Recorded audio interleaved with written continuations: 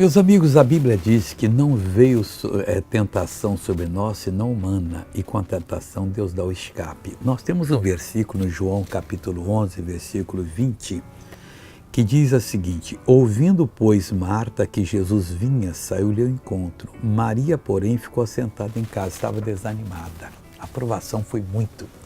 O irmão estava doente, mandaram avisar Jesus, ainda ficou 2 dias onde estava, depois caminhou. Quando chegou lá, já estava 4 dias sepultado. Ela estava deprimida, estava arrasada e não se dispôs a levantar-se e estar com Jesus. Muitas vezes acontece com a gente, poxa, mas eu criei tanto, missionário, eu orei tanto, mas Jesus não estava conosco por causa de algumas atitudes que nós tomamos. É preciso lembrar-se disso. E o que ocorreu aqui? Ela estava desanimada, não deveria estar. Depois a Marta veio e disse: o mestre te chama, aí que ela foi.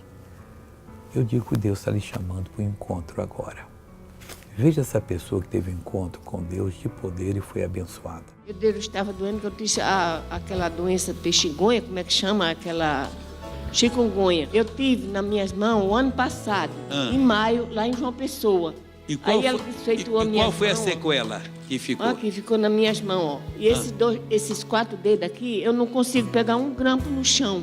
E agora? Agora melhorou, agora não estou sentindo mais glória dor. a Deus, que bonito, pessoal.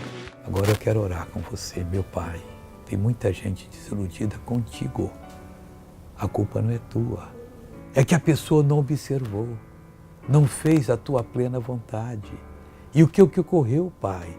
O inimigo veio e enganou-a e fez dela um trapo. Hoje ela está completamente derrotada. Mas Deus, em nome de Jesus, eu uno a minha fé com a fé dessa pessoa, eu repreendo todo o mal e digo: sai, em nome de Jesus, levante-se agora. Tenha um encontro com Jesus, não pare. Louve Ele nesse momento que Ele vai lhe visitar.